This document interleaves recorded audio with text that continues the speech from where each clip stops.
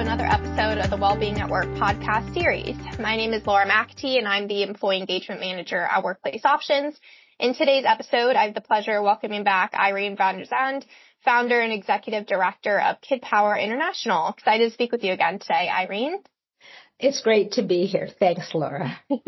Today, we're going to be discussing an interesting topic, managing differences at work. Managing differences in the workplace is vital to fostering an inclusive and productive environment. Diversity, which can include a wide range of attributes like culture and race and gender, age and thought, can drive employee engagement at work. So, Irene, I'm excited to speak with you about this topic today. Okay. So the first question we're going to talk about is steps. I guess what steps you believe organizations should take or could take to better prepare employees for managing differences at work. So we're talking about any wide range differences.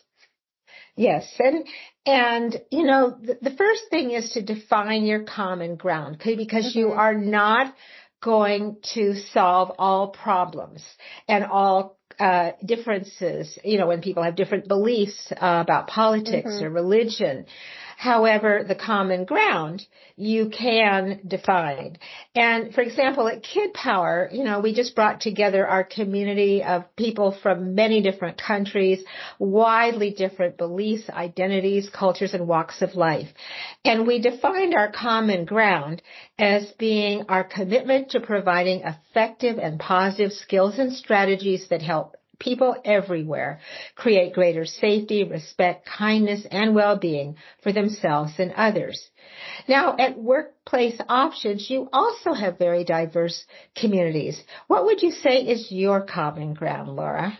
Yeah, great question. So a couple of different things. I mean, we have a statement on our website. I know, Irene, you've seen this, our well-being statement. So it says we're committed to delivering consistent, high-quality, easily accessible global wellness solutions that make a meaningful difference in employees' lives. So that's a very well put together statement. Really just framing our common ground before people walk in the door. So that's something people who might want to join our company or clients can see publicly on our website that frames how we are as a company and the tone we're trying to set. We also have a WPO promise, which I think is the second part of it. Our WPO promise is something that we ask employees to sign before they join Workplace Options. So it's part of the onboarding process. And basically what it says is that creating an equitable and inclusive workforce goes both ways. We as a company we will do our best to protect our employees and provide trainings and resources and create a workplace where everyone can be their authentic self truly and be celebrated for that. But we can't do that without their help, right? I mean, that's just unrealistic. We can't be a safe and happy and inclusive workforce without them joining in that effort. So it's just asking that they do the same. They bring their authentic selves to work and they help celebrate the differences and lift up each other and make sure to create an environment where everyone has a voice just as much as we do that as a company. So it's really just saying the two-way street aspect of that in a promise statement that they sign. So it's setting that common ground before they even walk in the door, really. Yeah, so we had people do that also with our community agreements, 5 pages of community agreements, very specific about what to do and not do to handle or to address different kinds of problems that affect differences. Now, you know, what you're saying, though, brings to the next thing that people need to do, which is have companies and organizations, which you do so well, is have the leaders communicate and demonstrate their commitment to respecting differences. And that's what you just described is perfect.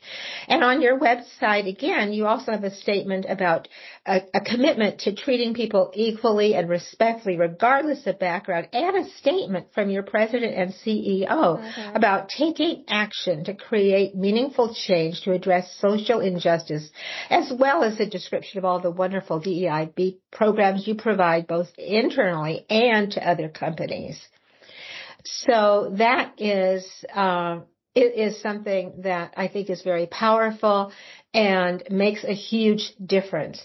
If the leaders don't show a commitment to it and we don't ask people to agree, then it can ring hollow to have just written words. Yeah.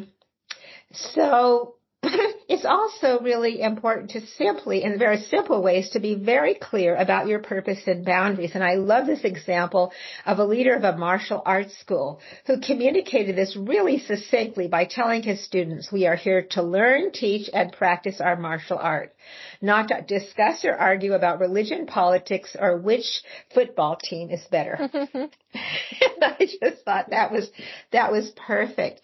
The Tyler Clemente Foundation also has a day one declaration. And again, it's where leaders of a workplace say clearly that acts of bullying, humiliation, or harassment against anyone in any role of their organization are against their values, and that the expectation is that people experiencing or witnessing this will take action to address the problem.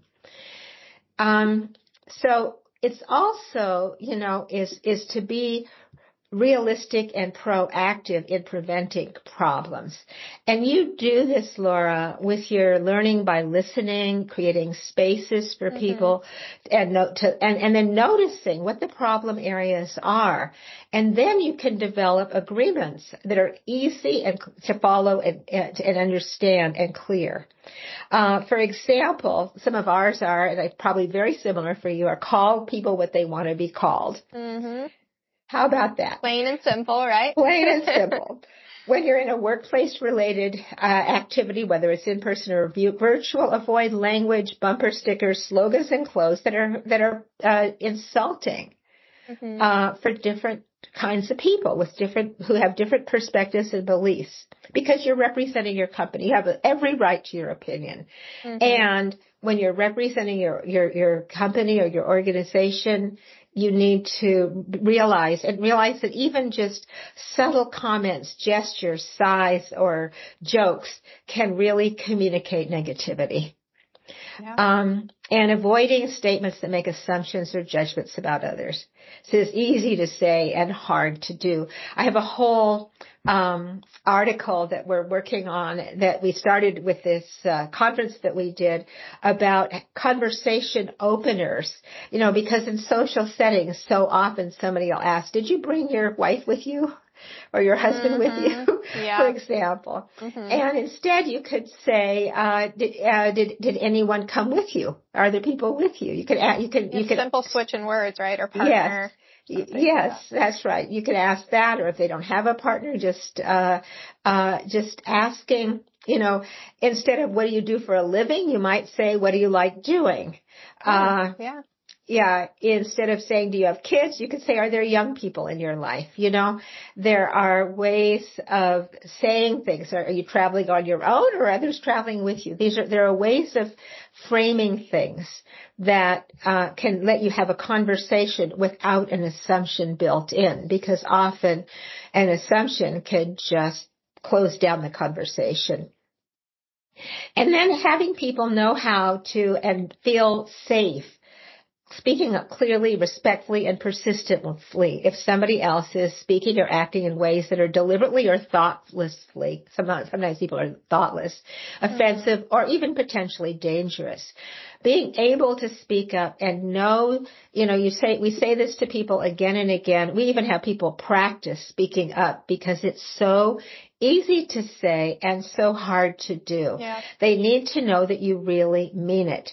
Once I wanted to demonstrate this to teenagers, and where there had been actually very tragic stabbing, but I had at a high school, and I had the police chief be somebody that was pretending to make a disparaging remark. And I got one of his lieutenants to tell him, I had to find one that was brave enough to do it even as a role play, to tell him, this is not respectful. And showing that, demonstrating it, so you could even show, in a practice, show somebody speaking up to the head of the company, the head of the group, and instead of complaining about that person behind their back and just having bad feelings. Anyway, that's a lot of the things you can do, and there's a lot more, but that's some of the things that you can do to just create a structure where problems are prevented because people know what to expect. and where you have a process for addressing them because you have made that clear. Yeah. Yeah, I think that's all important to know. I mean, if we went through all the different ways, it would take too long, right? So we'll limit it down to a couple. But I just want to mention the call out you had to Tyler Clementi Foundation. What an amazing foundation. Yes. We can hyperlink in the bio of the podcast a link to them if any of our listeners want to learn more. They are just, I can't say enough good things about them. Phenomenal foundation, doing some work on how to be an upstander against bullying and some tools and resources you can use. Yeah. So absolutely phenomenal. We'll go ahead and we'll link them after the podcast. That way everyone can learn more, donate, or just, sign their upstander pledge online. Absolutely. Yes. We're very proud because, when they first started that, Sean Kosofsky who's now working with us, was their executive director. Yeah. And I got to work with him to help create the language for both the declaration and the upstander pledge. Yeah, so we have all of our new hires signed on as well. So I think that's great. Great. Well, small world. There you go. Yeah, there we go. Somehow everyone's connected. But yeah, I couldn't agree with you more about all of that. Inclusive language is a big one. Our colleagues here from the diversity movement have an inclusive language handbook. That's really useful for that. And then trainings. I mean, I think, like you said, just setting the tone in advance, training managers and employees. They need different resources, right, and different tools. And I think setting that up from the beginning, having standardized, regular trainings that change based on the needs of the workforce, because DEI is always it's always changing, right? So you need new trainings, but making that regular, not having a one-off and saying, here you go, now everyone's DEI be friendly, we're done. Like, that's not the way it goes. So it needs to be really off the bat and regular and standardized for your company so that everyone's getting the trainings they need. Yeah. But yeah, we'll leave it at that, or else we'll talk for way too long about it. I do too. We could talk only about any of these. All right. So next question we're moving on to is, how do you ensure all voices are heard during team meetings? We just spoke a little bit about that, especially those from underrepresented groups. One of the things that I do is preemptive coaching. Because you generally know people on your team. And so what I will do is privately tell the person who talks a lot, takes up a lot of space, often is very anxious to get their opinion in first, and is quick to criticize other people's opinions, is I'll say to them, I appreciate your enthusiasm. This is our boundary bridge. And it's really important to allow space. I know you know how to speak up. I would like you to practice listening and being quiet and being supportive and waiting, even though something might look like it's going in a wrong direction. Remember, we can always fix something after the meeting if we need to. And so I calm them down, let them know they'll be heard, but also give them that direction. For the people who are not speaking up, they also need to encouragement. So preemptive coaching is to encourage somebody to feel prepared to speak up, even if they're uncomfortable. And even, this is part of the skill building, practice how to speak up. Because a lot of times people in some cultures, or sometimes people with disabilities, or people who process information more slowly, might wait, and then they'd never get heard. So that's first, is to set the stage that we're going to balance things out, and that's a good way to do it. Then, of course, during the meeting, you manage the discussion. You're the leader. If you're the leader, you have a clear agenda, a format, and a time frame, and you make it clear that you're going to interrupt to make sure that everybody gets a say, and to manage the time. So people are prepared ahead of time. Now, of course, so the more silent person, instead of just saying, so what do y'all think? If I have part of my group big talkers and part of my group are not, I'll start with that person who is underrepresented, and I'll say, so Laura, what do you think? And Laura has been prepped, so she's not stumbling all over herself. Not that this Laura would, but that other Laura. Oh, sometimes. You never know. So that's, and then you have to be prepared to interrupt and redirect somebody who's getting off the topic or getting into other issues or just taking too much time by just saying, excuse me, let's let other people have a turn to talk.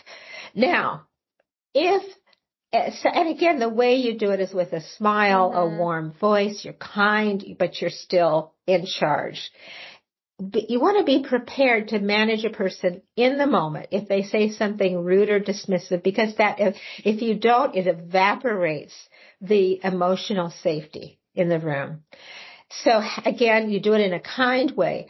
But Laura, let's practice. Suppose I'm going to let you be the manager most times, I think. Suppose I'm somebody, we're in a meeting, and even though I was supposed to be quiet, you worked with me on it. Now I can't help myself. And somebody is giving their idea, and I say, that would never work because blah, blah, blah.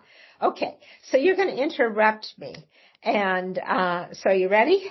Yep. Yeah, go for it.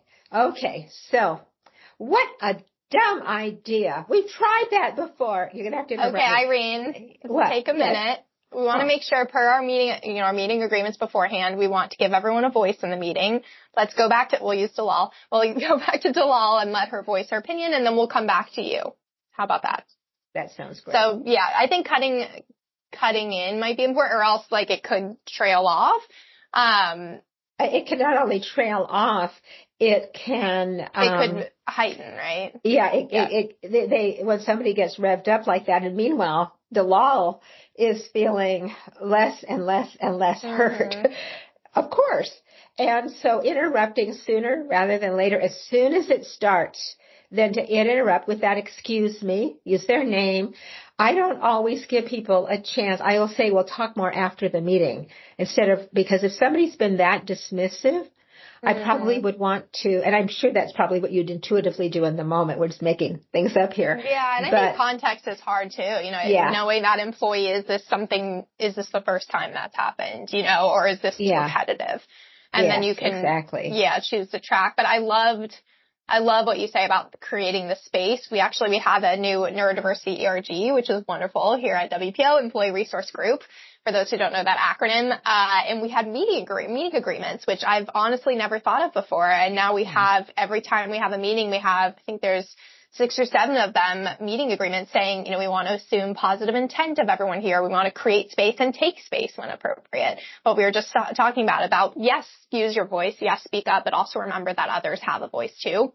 And I think that's really helped create that kind of safe environment for our members of the ERG. We also come up with different ways to participate, which you mentioned a little bit about neurodiversity, right? So there might be some people, one thing we're trying to do is being intentional about sending out the meeting agenda before the meeting, because some people, myself included, I don't love being under pressure in the moment. I would rather prep if I can avoid it. That's the type of person I am. So having an agenda beforehand is helpful for me and helpful for other members. And we also encourage people, if they want to, write in the chat instead of talking. We have people who they rather think through and write it out, or we use Miro boards that are anonymous.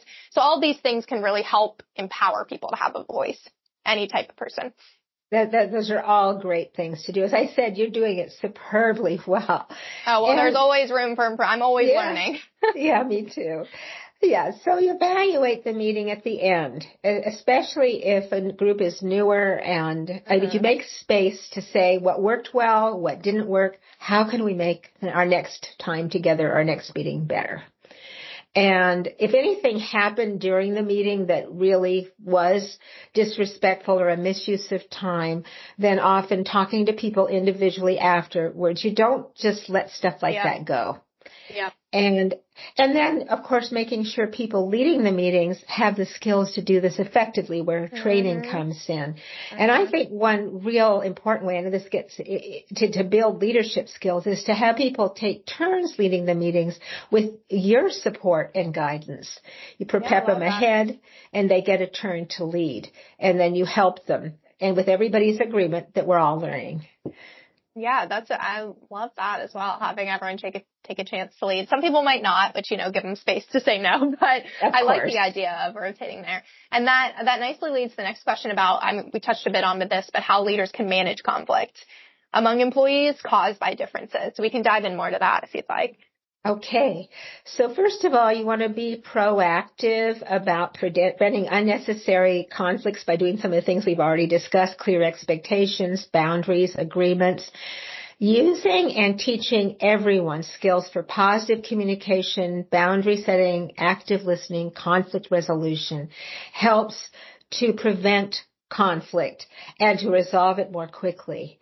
We want to get people to know each other, especially if there are differences that might cause conflicts. Mm-hmm. And making it safe as you're doing your listening conversations with your DEIB is just great, because people have a safe space to talk about differences, including being uncomfortable about mm-hmm. some differences without being demonized. Because if you can say, I'm uncomfortable, and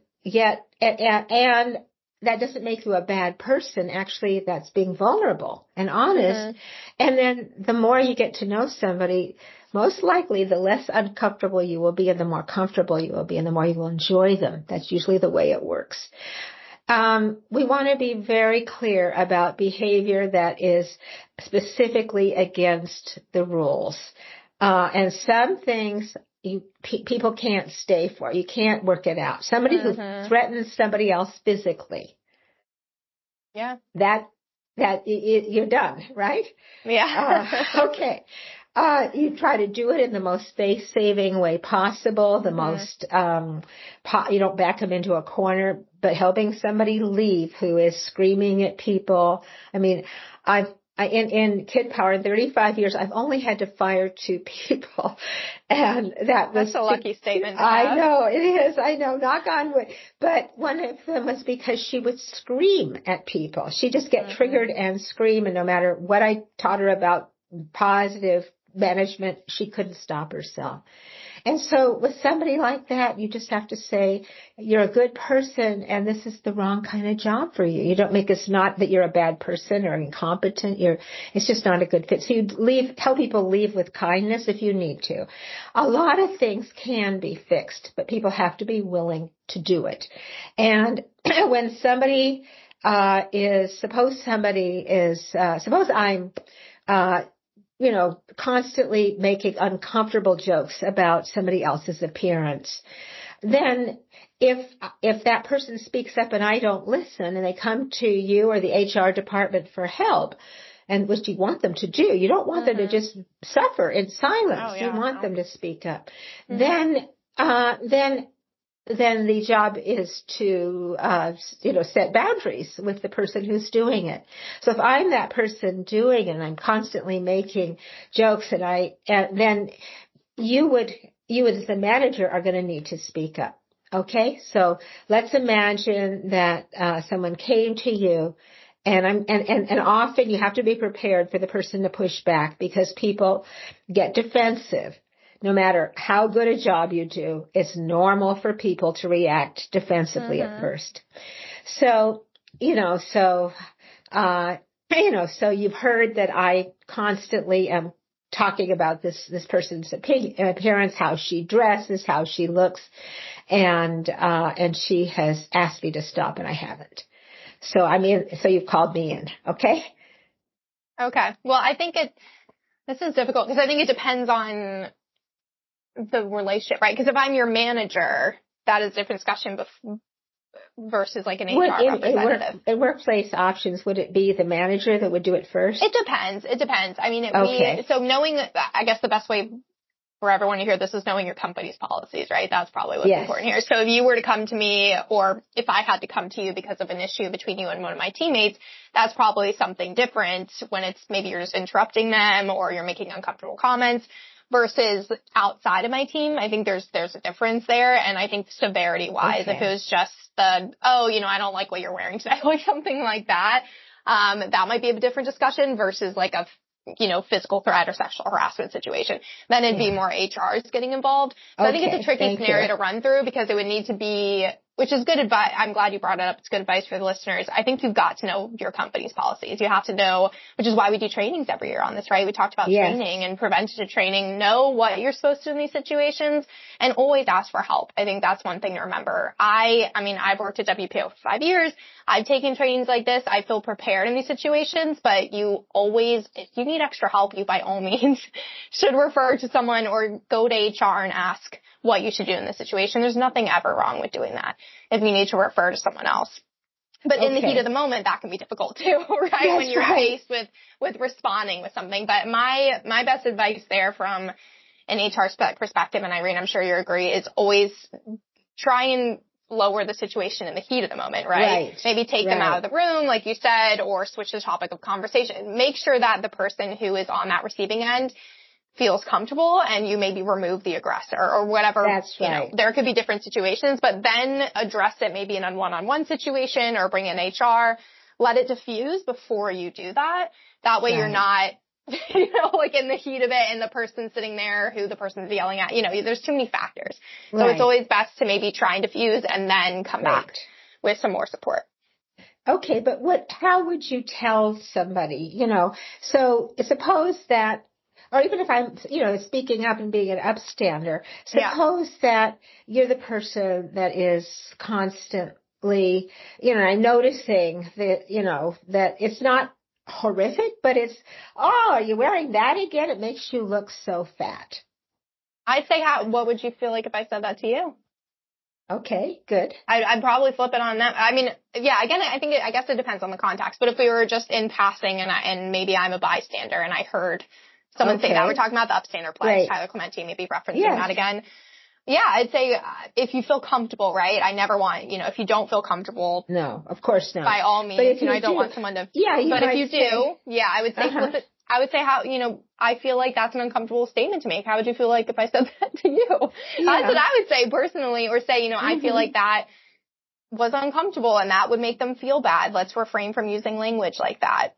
Right. And suppose I say something like, I'm sorry, but it was just a joke. And I think people are sometimes just oversensitive. Maybe you could say something like it's against our values to keep making jokes. Using your company references, because that puts an end to it, right? It's point blank period. These are company values and that goes against it.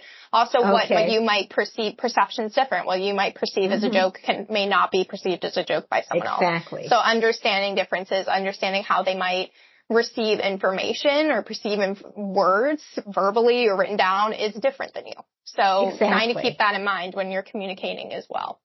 That's exactly right. And then when there is a conflict that is a matter of opinion or just a matter of you're sharing a space and somebody's voice, they talk too loud, or somebody wants to bring a pet to work and you don't want them to, then then I think teaching people how to use a conflict resolution process and having managers do it so that it doesn't have to get to the HR level.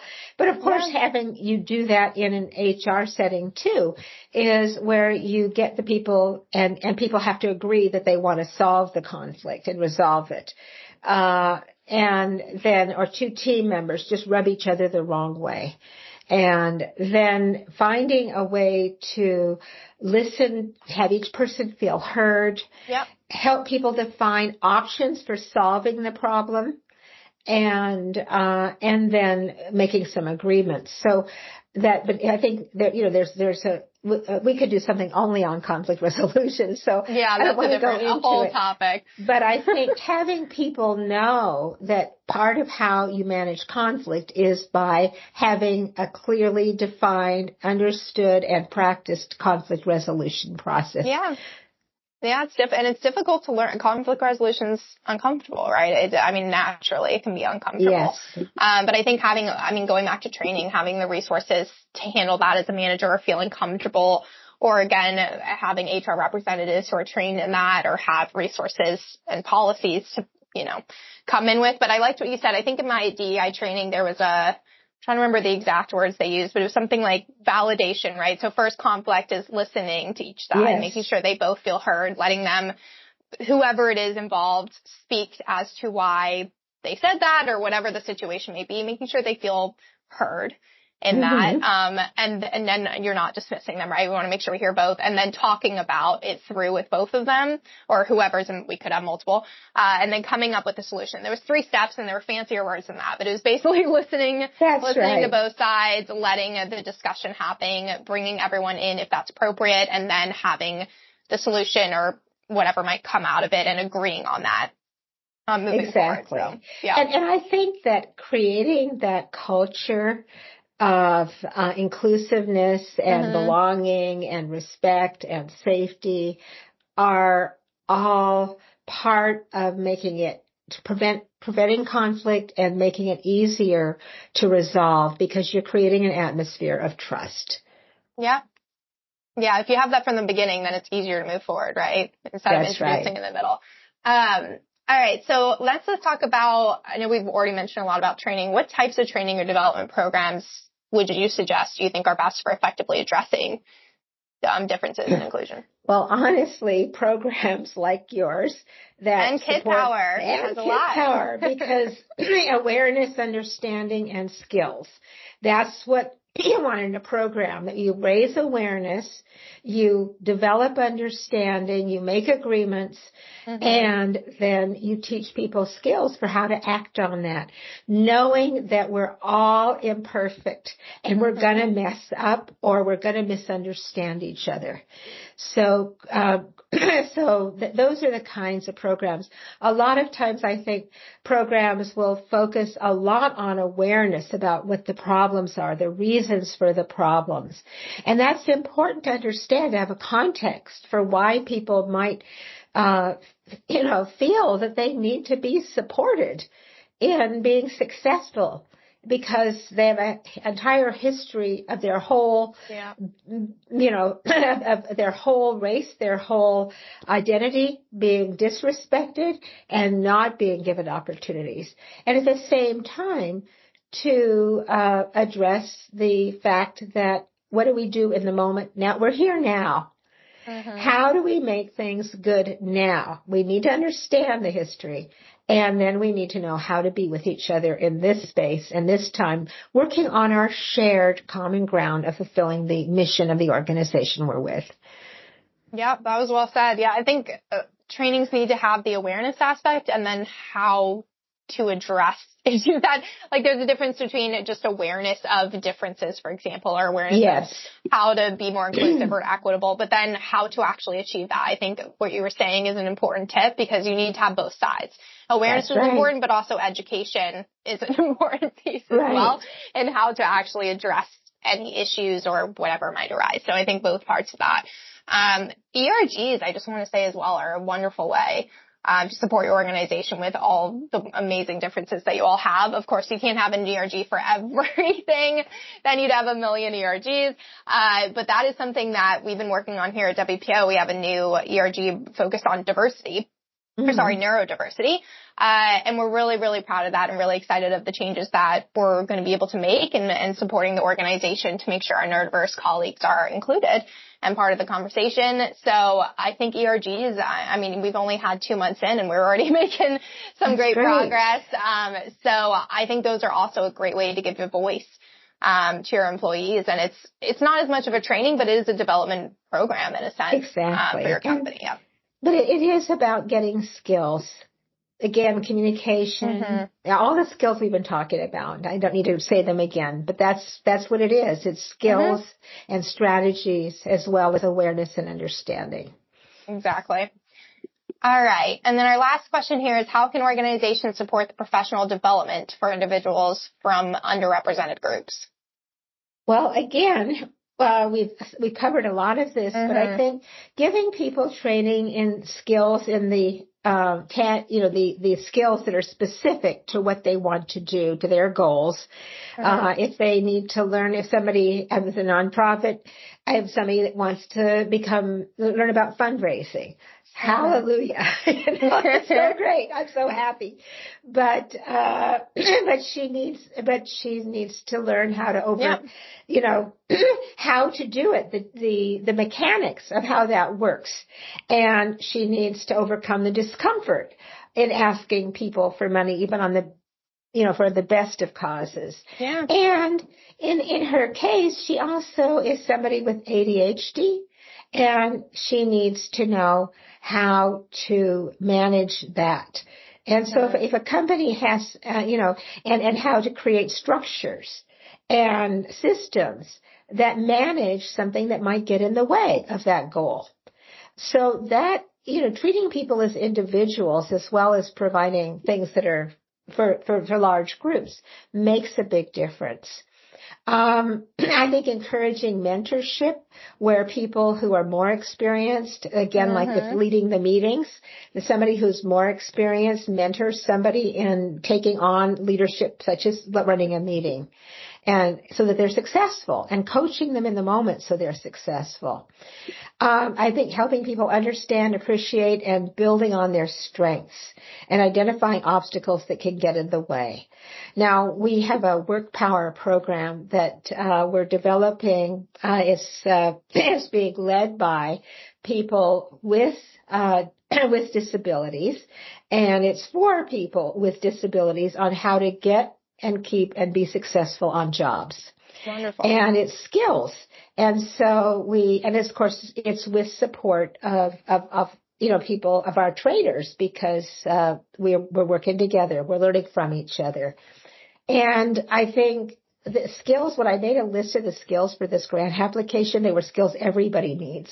How to act assertively instead of aggressively or passively, how to protect your feelings, how to take and learn from feedback, how to stay focused. And there's much, much more. But, and then I think, and companies do this, investing in education for people who might not otherwise have access to learning the skills to begin with, such as universities, science departments that go and do outreach to middle school and high schools, to include in public schools, to include everybody, so that not only certain people get these advantages, but all kids learn from it. And I think, something that, I think that also just being realistic about limits so that people are successful. So as a small person, I really know a lot about self-defense, but I cannot protect a person physically, block and shield, a person who is much larger than I am. However, looking at a job and saying, there's all parts to a job, say, of security. Looking at a job and saying, but I could be excellent at paying attention to the crowd, using my intuition, assessing problems, and getting action quickly. So helping people get into the right part of the job and is important, and being realistic when it's just not going to work. Yeah, I love that. There's something from having your superpower. The neurodiversity ERG. What's your superpower? What do you bring to this that no one else does?